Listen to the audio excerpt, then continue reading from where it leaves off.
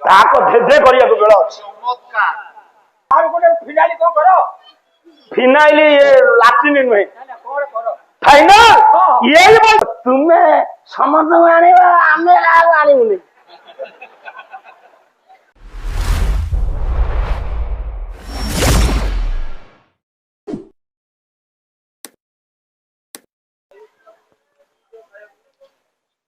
तुम गायक समालोचना करुले बड़ गायक पाखे थे सी आसी तुम्हें कौ गायक पाखे थे बड़ गायक पाखे नथल कि अमर दास पाखे थिल टी आंक पाखे कहीं जाई अछ तुम्हें एबे चालाखी ये कालिया को आमर जो संगीत कहते तुम्हें बड़ गायक सागर थिल आंक पाखे कहीं रहिल पचारतु 5 वर्ष पूर्व चाहिए तुम आनी था मुझे ना बुढ़ा आखि लुह मो ऊपर पड़ जो वर्ष बुढ़ा पाला बंद करिबो से वर्ष आउ ये रही न थांते मो संगे का संगे रही था तो टंका दरकार ना तेनु करी तुमे जेमती बड़ गाय मिलु आनिचो का प्रभात भाई आमे संदा को आनिचो तो तुमे समस्त आनिबा आमे आ आनिबुनी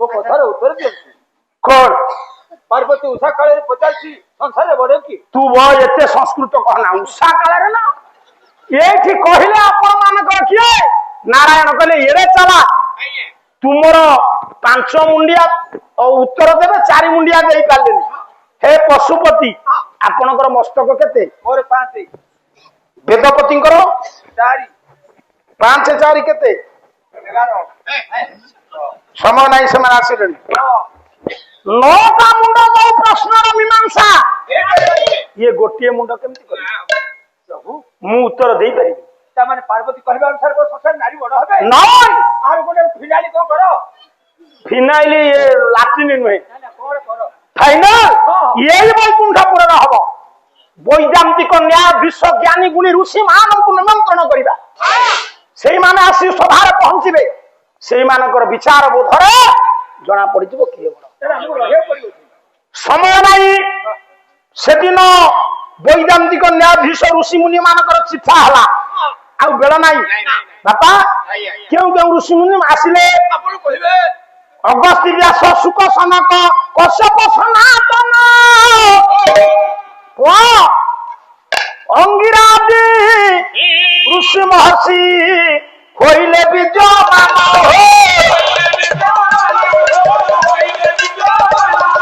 गोटी डाकुची लेख आज विचार हम नारायण कहले ऋषि मुनि माने आसु ठीक बापा कमे दियो ऋषि मुनि माने आसिले से मानकर विचार जना पड़ जिवो किए बड़ मौसा स्वर्गपुर को निमंत्रण हेबे ऋषि मुनि माने नारी बड़ कि पुरुष बड़ कि किए बड़ से ऋषि कहबे अगस्ती कपिल अंगिरा भृगु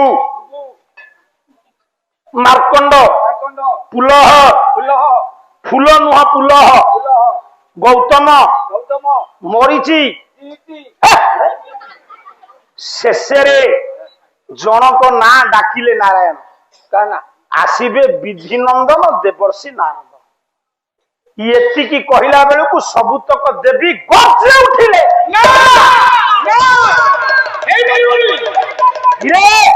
नीरवता रक्षा कर कौन पाई अन्य ऋषि मुनि मानकर ना उल्लेख होला बेले प्रतिपादन करी नारद नाम शुणी तुम्हें रागी उठिल से कलिया नारद सबु देवी माने कहिले बसु लेखिले कले कली खोजु था ई सदा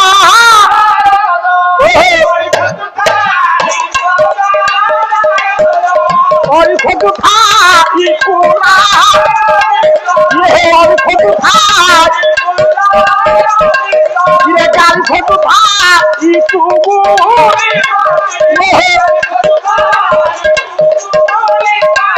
ये तेरे खोजु था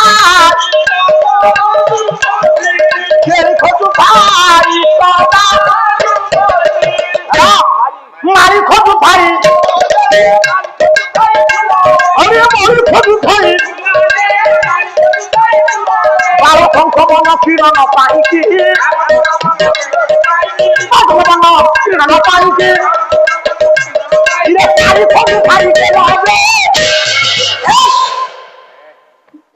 ତାହାକୁ ଧେଧେ କରିବାକୁ ବେଳ ଅଛି। ନାରଦ କଳି ଖୋଜନ୍ତି, ଆଜ୍ଞା ଭ୍ରମର ଫୁଲ ଖୋଜେ। କଳିଆ ଲୋକମାନେ ସବୁବେଳେ କଳି ହିଁ ଖୋଜନ୍ତି। ଯୋଉମାନେ ଲମ୍ପଟ ଘରେ ସୁନ୍ଦରୀ ସ୍ତ୍ରୀ ଥବ, ୟା ଝରକା ପଟେ ତା ଝରକା ପଟେ ନୁଙ୍ଗୁରୁ ପୁଙ୍ଗୁରୁ ମାଡ ଖାଇବେ, ତଥାପି ପ୍ରକୃତି ଛାଡିବେନି। ତୁ ଭାଇବ ତୋରି ଗାଁରେ ସବୁ ଅଛନ୍ତି। ମାଳି ଫୁଲ ବଗିଚାରୁ ଫୁଲ ଖୋଜେ, ଭିଣେଇ ଯାଇଥବ ମିଠା ପିଠା ନେଇ, ଶାଳି କଣ କରିବ ଗେଲ ଖୋଜୁଥବ। ତେଣୁ 20,000 ଗଲା ତୁ ପାଟି କଲା ସମୟ ନାହିଁ। ନାରଦ ଆସିଲେ ଠାକୁରେ ସେ ପୁରା କଳି ଲଗେଇବ, ସମାଧାନ କଣ ହବ?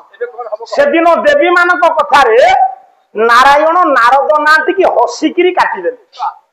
ନାରାୟଣଙ୍କର ହସରେ କାରଣ ଅଛି। କାଟିଦେଲା ପରେ 15,999 ଜଣ ଋଷି ଆସି ବସିଗଲେ ବୈକୁଣ୍ଠରେ। ନାରାୟଣ ହାତ ଯୋଡି ଦେଇ ସଭା ମଧ୍ୟକୁ ଗଲେ। ମୋର ମନେ ଅଛି 50 ବର୍ଷର ପୂର୍ତ୍ତି ଯେତେବେଳେ ପାଳନ କରାଯାଉଥିଲା, ସେ ବର୍ଷ ନୃସିଂହ ହତ୍ୟାରେ ମୋର ଆସିଥିଲୁ। ଭଲ ଜ୍ଞାନୀ ଗୁଣୀ ମାନେ ସେ ସାର୍ କୁଆଡେ ବସିଛନ୍ତି ମୁଁ କାହିଁ ଦେଖିପାରୁନି। ସମ୍ଭାଷଣ ଦିଆଗଲା, ଉପଢୌକନ ଦିଆଗଲା, ବହୁତ ଖୁସି ଆମେ ହେଇଥିଲୁ। ଯେତିକି ତାଙ୍କର ସାମର୍ଥ୍ୟ ସେ ପାଳନ କରିଥିଲେ। ସଭା ମଧ୍ୟକୁ ଆସି ନାରାୟଣ ନମସ୍କାର କହିଲେ, ହେ ବରଣ୍ୟ ନ୍ୟାୟାଧୀଶ ଜ୍ଞାନୀ ଗୁଣୀ ଋଷିମୁନି ମାନେ, ମା ପାର୍ବତୀଙ୍କର ମନର ପ୍ରଶ୍ନର ମୀମାଂସା ପାଇଁ ଆମେ ଗୋଟେ ସଭା ଡକେଇଛୁ। ସେ ପ୍ରଶ୍ନ ହଉଛି, ସମସ୍ତେ କହିଲେ ପ୍ରଶ୍ନ କଣ? ସେ ପ୍ରଶ୍ନ ହଉଛି, ଇଏ ବିଶ୍ଵ ବ୍ରହ୍ମାଣ୍ଡରେ ସବୁଠାରୁ କିଏ ବଡ? ତାରି ଭିତରେ ଗୋଟେ ବହକାଲିଆ ଋଷି ଥିଲେ। ପ୍ରଶ୍ନ ସରି ନେଇ ଫଟକିନି ଉଠିକି ମାର୍କଣ୍ଡ ବହିର ବଡ ହେ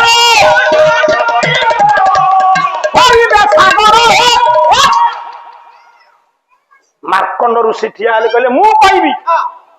ହେ ଋଷି ମୁନି ମାନେ, ହେ ଦେବତା ମାନେ, ମୁଁ କହିବି ବିଶ୍ଵ ବ୍ରହ୍ମାଣ୍ଡରେ କିଏ ବଡ? ନା କିଏ? ନା ବିଶ୍ଵ ବ୍ରହ୍ମାଣ୍ଡରେ ସମୁଦ୍ର ହଉଛି ବଡ। ଜଳାଧିପତି ବରୁଣ ହେବେ ବଡ। ଜଳର ଅଧିପତି ବରୁଣ। 72 ଭାଗ ଜଳ, 28 ଭାଗ ସ୍ଥଳ। ମୁହୂର୍ତ୍ତକରେ ଜଳ ଚାହିଁଲେ ସ୍ଥଳ ଭାଗକୁ ପ୍ରଳୟ କରିଦେବ। ଏତିକି କହିଲା ବେଳେ ଆଉ ଜଣେ ବାବାଜୀ ଉଠିଲେ। ସେ କଣ କହିଲେ? ଲବଣ ଦେବୁ ସେ ପରା ହେଲେ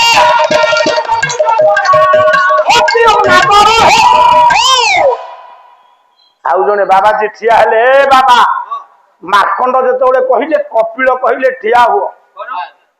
ଲବଣ ଯୋଗେ ସେ ପରା ଅନାଦର। ମାଲ ସମୁଦ୍ରରେ ଯେତେ ପାଣି ଥାଉ, କଣ ଧାନ ମରିଗଲେ ପାଣି ଭରି ହବ? ନା ତୃଷାତୁର ଲୋକର ଗ୍ଲାସେ ପାଣି ହେଲେ ଶୋଷ ମେଣ୍ଟିବ? ସେ ମେଣ୍ଟେଇ ପାରିବ?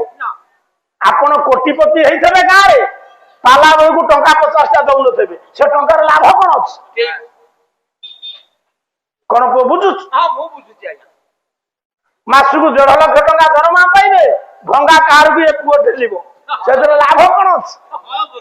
ମୋ ପାଳିଆକୁ ଖାଇବାକୁ ଦେଇନି, ଇଏ ପାଳିଆ ତୁମ ମନ ଦୁଃଖ କରିବନି ବାପା, ତୁମ ବଡି ଯାହା ମୁଁ ସେଇଆ କହୁଛି। ଇଏ ତାଙ୍କର ଅବସ୍ଥା ଅଛି ଦେଖିଲ। ଇଏ 70 ବର୍ଷର ବୁଢା, ତା ଆଖିରୁ ଯେମିତି ଜ୍ୟୋତି ବାହାରୁଛି। ୟାଙ୍କ ଠେଇ ଜୀବନ ଅଛି? ଖାଇବାକୁ ତୁମେ ଦଉଛ? ବାହାକ ଦେଖ, କେଡେ କେଡେ ଆଖି, କେମିତି ଗାଲ, କେମିତି ମୁହଁ, ଷଣ୍ଢ ଭଳିଆ ବସିଛି। ସେ ଛୋଟିଆ ପିଲା, ମୁଁ ତାକୁ କିଛି କହିବି ନାହିଁ। ଆଜି ନରମାଇ ଦବୁ, କାହିଁ ତୋ ଗାଲ ଟାକୁଆ ପଡିଗଲାଣି ବାପା, ଭାଙ୍ଗି ପଡୁଛୁ ବୋଧେ, ଜୋରେ ବଜାଉଛୁ। ଆଉ ଶୁଣ, ଲବଣ ଯୋଗେ ସିଏ କେମିତି ବଡ? ଯାହାର ଆଦର ନାହିଁ, ଇରେ କୋଟିପତି ହେଇଥାଉ, ଗାଁରେ ଆଦର କରିବେନି। ଯେତେ ପାଠ ପଢିଥା, ସମସ୍ତଙ୍କୁ ଗୋଟେ ପାଠ ପଢିଆ ପିଲା ଘୃଣା କରିବ, ତା ଗାଁ ଲୋକ କିଏ ଯିବେ? କେହି ଯିବେନି। ଏ ପୁଅ, କିଏ ସେ ଝିଅ ପାଟି କରୁଛି, ତାକୁ ନେଇଯିବି। ଶୁଣ, ତେଣୁ ସମସ୍ତେ କହିଲେ କପିଳଙ୍କୁ, କହିଲେ ଆପଣ କହୁନାହାନ୍ତି କିଏ ବଡ? ଆପଣ ଠିକ କଥା କହିଛନ୍ତି, ସମୁଦ୍ର ପାଣି ଲୁଣିଆ ଅପେୟ, ଆପଣ କହୁନାହାନ୍ତି। କପିଳ ସେଇଠି କହିଲେ, କହିଲେ ମୋ ମତରେ ଏ ତ ପିଲାମାନେ ଆସିଗଲେଣି, ଆଉ ମାତ୍ର 5 ମିନିଟ। ସେ କାଲି ମୋର ନେଇଥିଲେ 10ଟା 15, 15 ଯାଏ ନେବି ନେଇ ମୁଁ 10 ରେ ଛାଡ଼ିଦେବି ହଁ ଯଦି ହେଇଗଲା ଗଲା ପୁଅ ଏଇଠି କହିଲେ କପିଳ କହିଲେ ସବୁଠାରୁ ବଡ କିଏ କହିଲା କପିଳ ବଇଲା ବଡ ଏବେ ବେଦପତିରେ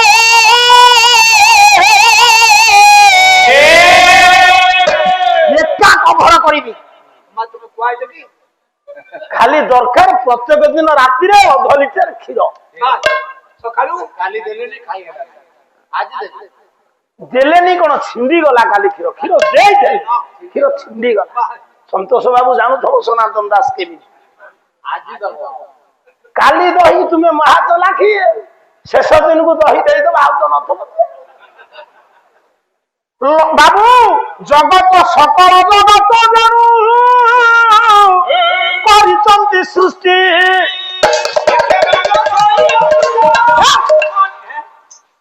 ବେଦପତି ବିଶ୍ୱସୂଚା ଆର୍ଯ୍ୟଜନୀ ବଡ ସେ ସୃଷ୍ଟିକର୍ତ୍ତା ଏତିକି ଯେତେବେଳେ କହିଲେ କପିଳ କହିଲେ ସୃଷ୍ଟିକର୍ତ୍ତା ବ୍ରହ୍ମା ସେ ବେଦପତି ସେ ବଡ ସାରା ଆଉ ବିଳମ୍ବ ହେଇନି ଯେମିତି ସତିକି 2 ଜଣ ଓକିଲ ଦକ୍ଷ ଜେରା କରନ୍ତି ଏଠି ଆଇଲା ଆଉ କି ସେ ଭୃଗୁ ମୁନି ସେ କଣ କରି ଠିଆ ଭୃଗୁ କହିଲେ କଣ କହିଲେ କପିଳ ମୁନି ବ୍ରହ୍ମା ବଡ ବ୍ରହ୍ମା ବଡ ସୃଷ୍ଟି ତିଆରି କରୁଛନ୍ତି ମୁଁ ମାନୁଛି ବ୍ରହ୍ମା ସୃଷ୍ଟିକର୍ତ୍ତା ତାଙ୍କ ଖାତା ଅଳିଆ